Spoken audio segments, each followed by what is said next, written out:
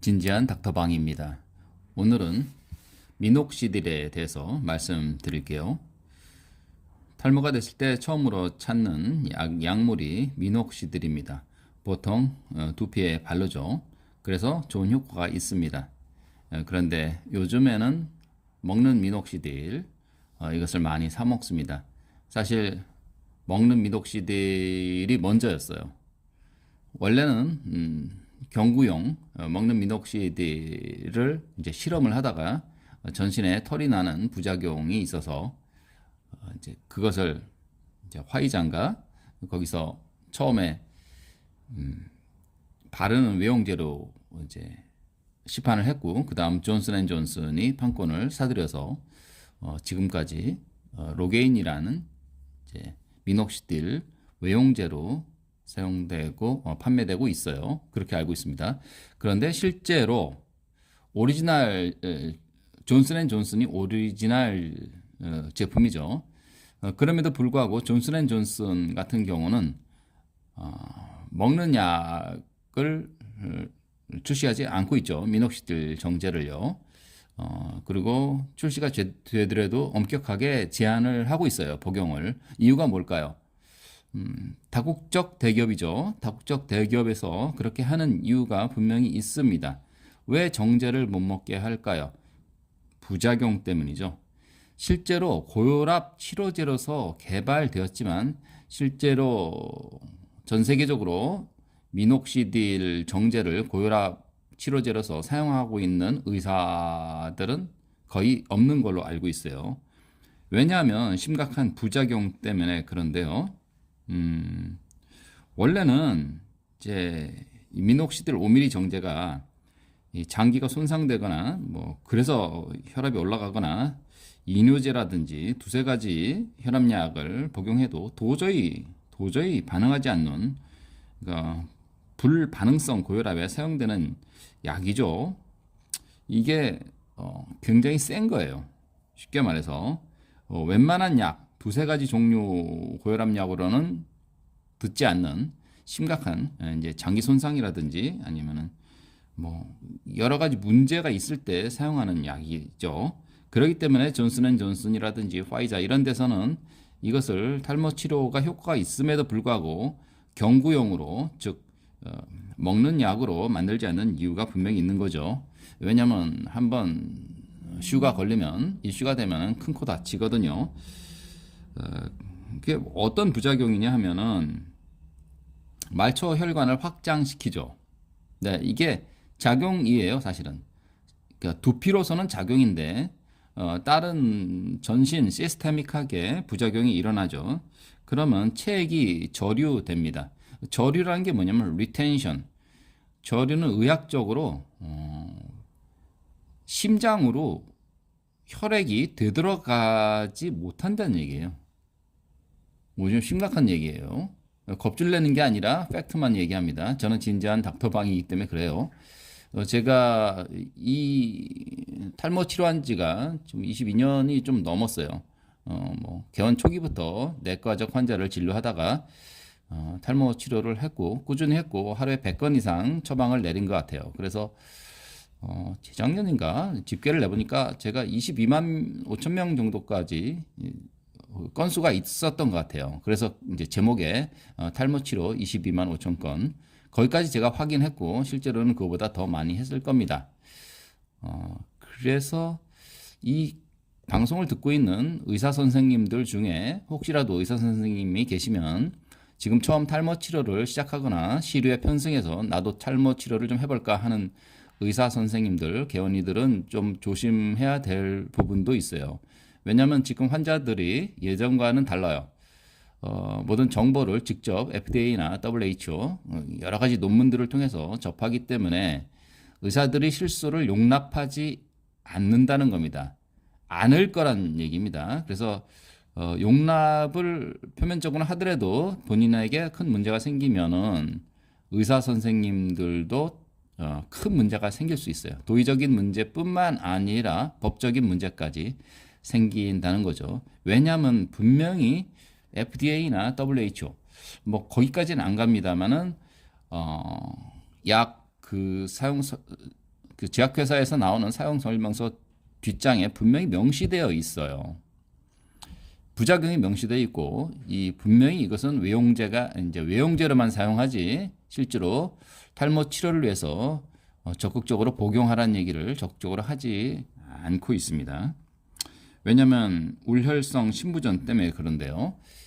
이게 울혈이라는 게 뭐냐면 아까 말씀드렸죠. 체액 저류가 일어난다. 체액 저류가 일어난다는 얘기는 혈액이 저수지처럼 혈관이 확정된 부분에 몰려 있어서 심장으로 되돌아가지를 못해요. 되돌아가지 못하니까 어떻게 되겠어요? 심장으로 리턴이 잘 안 되니까 그게 체액이 몰려 있죠. 그래서 교통체증이 일어납니다. 그것을 congestive heart failure, heart failure까지는 아니고 울혈성 심부전이라고 합니다. 그러다 보니까 심장은 다급해지겠죠. 다급해지니까 심장이 두근두근 거리게 되겠죠. 그리고 뇌속 뇌혈관 쪽에도 이 혈액이 저류되는 경향이 있으니까 부작용이 나타날 수 있으니까 이제 두통이 생길 수도 있고요. 그다음에 시력 저하가 일시적으로 시력 저하가 일어날 수 있어요. 실제로 제가 20년 이상 미녹시딜을 저는 외용제로만 처방합니다. 복용약은 이런 위험성 때문에 처방하지 않고요. 심지어 민감하신 분들은 외용제 5% 외용제로 바르기만 해도 심장이 두근거리고 미식거리고 그 다음에 시력 저하가 일어난다는 분들이 종종 계셨어요. 제 환자분들 중에서도 이럴 때는 당장 중단을 하거나 사용량을 좀 줄여야죠. 그런데 이것이 별거 아니라고 생각하시고 지금 개원 초기에 지금 갓 개원한 선생님들께서는 괜찮다. 그런 건 부작용 아니다. 그럴 리가 없다. 뭐 이런 식으로 해가지고 환자를 이제 보통 환자들을 이제 이게 기만하는 거죠. 이제 제목이 좀 너무한가요? 제목이 이제 대머리를 기만하지 마라니까 이제 기만이라는 표현을 쓰겠습니다. 이제 환자 입장에서 쓰는 제가 지금 유튜브를 하고 있고요. 근데 의사 입장에서도 굉장히 중요한 대목이죠. 함부로 오늘의 제목은 그거예요. 대머리를 기만하지 마라. 함부로 미녹시딜 정제를 함부로 쓰지 말랍니다. 네. 왜냐하면 입으로 먹는 약, 경구용은 전신적으로 순환을 하기 때문에 그래요. 전신에 해당돼요. 딱 우리가 미녹시딜 정제를 먹어서 딱 두피에만 딱 그 타겟 올겐에만 가서 작용하면 좋겠지만 천만에요. 실제로는 중앙 부위에서부터 시작해서 말초에 이제 가겠죠. 전체적으로 이제 약효가 생긴다는 거죠. 그래서 이것은 완전히 이제 전문 의약품으로 분류되어 있습니다. 그래서 여기서 주의할 거는 이제 우리가 여기 의사 선생님보다는 이제 일반 소비자들 이제 머리 빠지신 분들이 제 이제 강의를 들으시니까 조심할 사항을 몇 가지를 말씀드릴게요. 예를 들어서 이 미녹시딜 정제 같은 경우는 우울증 약을 쓰시는 분들은 같이 병용하면 안 됩니다. 왜냐면은 이 우울증 약과 같이 쓰게 되면은 네, 특히 이제 우울증 있는 분들 항우울제, 이미프라민 계통 이제 항우울제 사용하는 경우라든지 아니면 우리가 정신질환 치료제나 이제 콜트코 이제 코이드 이제 스테로이드를 좀 피부 질환 약을 사용하시는 분들은 이게 상호작용이 있어요. 그러니까 이 미녹시딜의 그 반감기가 이제 짧아지면서 이제 확 약효가 퍼지는 거죠. 그래서 아까 말씀드린 체액 저류라든지 우려성 신부전, 뭐 빈맥, 펌프질이 빨라진다든지 아니면 뭐 어지럽다든지 구토가 생긴다, 뭐 시력이 일시적으로 저하되는 거 이런 부작용을 더 빨리 만들 수 있어요. 그래서 이런 약이랑은 같이 복용하면 안 되고요. 그 다음에 반대로 이제 소염 이제 진통제 같은 경우와 이제 미녹시딜 이 정제를 지금 얘기하는 겁니다. 외용제는 웬만해서는 부작용은 없어요. 바르는 거는요. 이 정제 같은 경우를 소염 진통제 이런 계통이랑 같이 사용할 때는 오히려 미녹시딜 효과가 감소됩니다. 그런데 이제 여러분들 사용하시는 분들은 이제 많은 부작용을 지금 저는 의학적 모든 게 다 의학적이지만 근본적으로 위험성에 대해서 말씀드렸고요. 근데 보통 환자들은 이제 얼굴에 털이 난다. 그다음에 두피가 가렵다. 두피가 기름이 낀다. 비듬이 엄청 떨어진다. 뭐 이런 부작용을 호소하시는 분들이 대부분이죠. 여자분 같은 경우는 얼굴에 털이 나고, 그 다음에 뭐 콧수염이 나고, 네, 뭐 눈썹 주변이 이렇게 옆으로 퍼져가지고, 뭐 이렇게 원숭이처럼 되고, 뭐 이런 경우 종종 있어요. 네, 실제로 있습니다. 이거는 부작용 때문에, 뭐 부작용이라기보다는, 실제로 먹는 약이나 외용제나 마찬가지 부작용이 나타납니다. 그런데 먹는 약을 먹었을 때 얼굴에 털이 나거나 뭐 콧수염이 나거나 여성분들 뭐 구렛나루가 나거나 뭐 이렇게 원숭이처럼 이렇게 막 좀 그렇게 지저분해진다. 원숭이한테 미안합니다만 그러면은 피할 수가 없어요. 사실 그런데 바르는 미녹시딜 외용제를 발라서 나타나는 뭐 이제 구렛나루, 뭐 콧수염, 뭐 이마, 얼굴털 이거는 어느 정도 예방할 수 있어요. 저 같은 경우는 환자들한테 이 바셀린 있잖아요. 바르기 전에 이 바셀린을 헤어라인, 그러니까 이마 헤어라인, 얼굴 라인에 헤어라인과 얼굴 경계에 얇게 바르고 그 다음에 이제 염색하는 것처럼 두피에 미녹시딜 외용액을 이제 적용하라고 합니다. 그렇게 하면 이제 모세관 현상에 의해서 얼굴 피부로 내려가는 것을 상당히 막을 수 있어요. 실제로 지난 거의 한 17년 동안 네. 17년 동안 이렇게 환자들한테 적용해봤는데, 그런 얼굴 털이라든지 무슨 구렛나루, 콧수염 이게 훨씬 덜 하더라고요. 그 다음에 나타나는 부작용이 이제 가장 또 많은 게 가렵고 비듬이 생긴다. 근데 실제로 두피현미경으로 보면은 비듬이 아니라 각질이 탈락하는 거예요. 각질이 탈락해요. 그러니까 각질이 많이 생기는 거예요. 그건 왜 그러냐면 미녹시딜 외용제의 부작용이 아니라 미녹시딜 외용제 자체는 두피를 통과를 못해요. 네, 왜냐면 이 피부가 한 5겹으로 돼 있거든요, 두피가. 그래서 이 통과를 못하기 때문에 피부 껍데기 층을 파괴시켜야 돼요. 뭘로 파괴시키냐?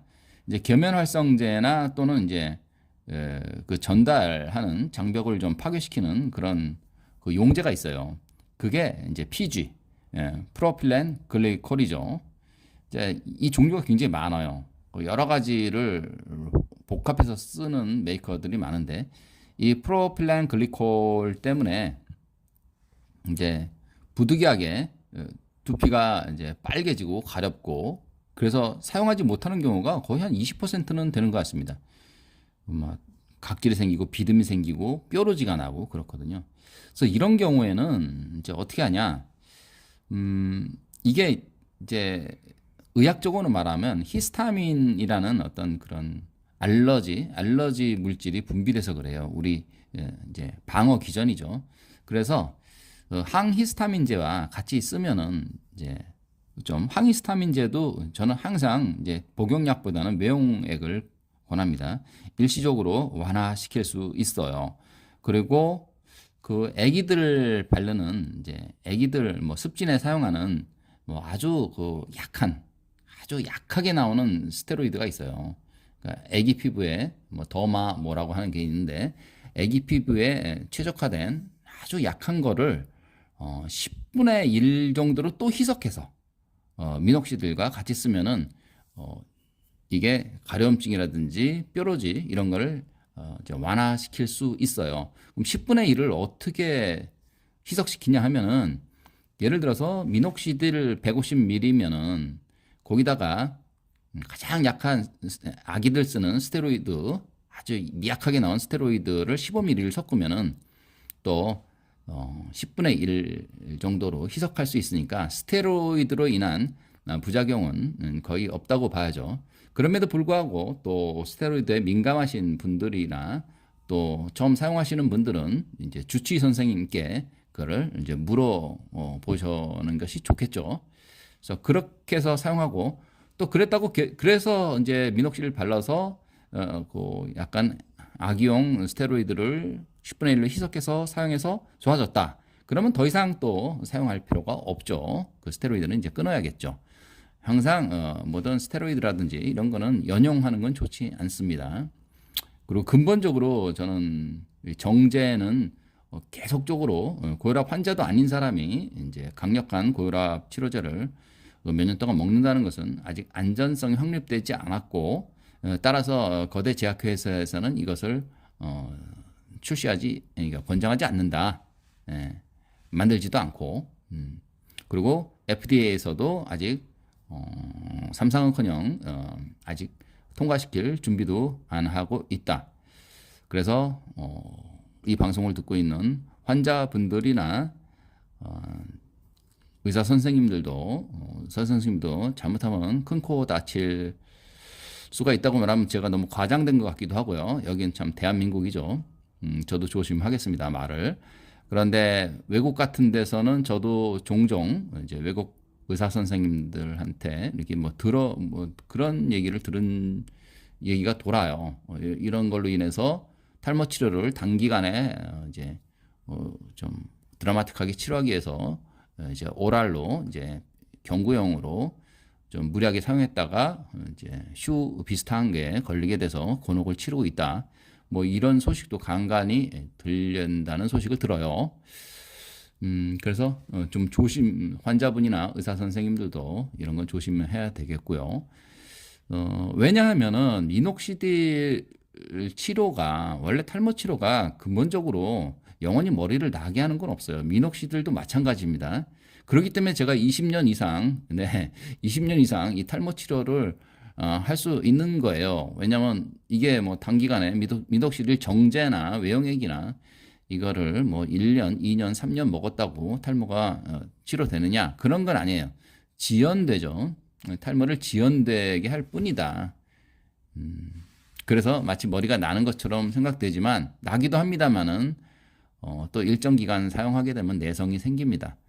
그래서 이제 피나스테리드 계통 이제 프로페시아나 프로스카를 먹게 됩니다. 오늘은 여기까지 살펴봤고요. 다음 시간에는 역시 이제 먹는 피나스테라이드와 바르는 피나스테라이드, 항상 약은 이제 먹는 것과 바르는 거. 저 같은 경우는 항상 이제 먹는 거는 전신적으로 작용을 하기 때문에 부담이 될 수가 있다. 그래서 되도록이면은 먹는 것과 바르는 것 둘 중에서 이제 겸용을 하든지 바르는 것 위주. 더 나아가서는 식이요법 위주로 이제 탈모 치료를 하라고 권장을 합니다. 이 얘기는 계속 할 겁니다. 22년 동안 계속 해왔고, 이 먹는 거의 중요성, 사실은 제대로 먹어서 탈모를 지연시키는 게 가장 훌륭한 방법입니다. 오늘은 여기까지 하겠습니다.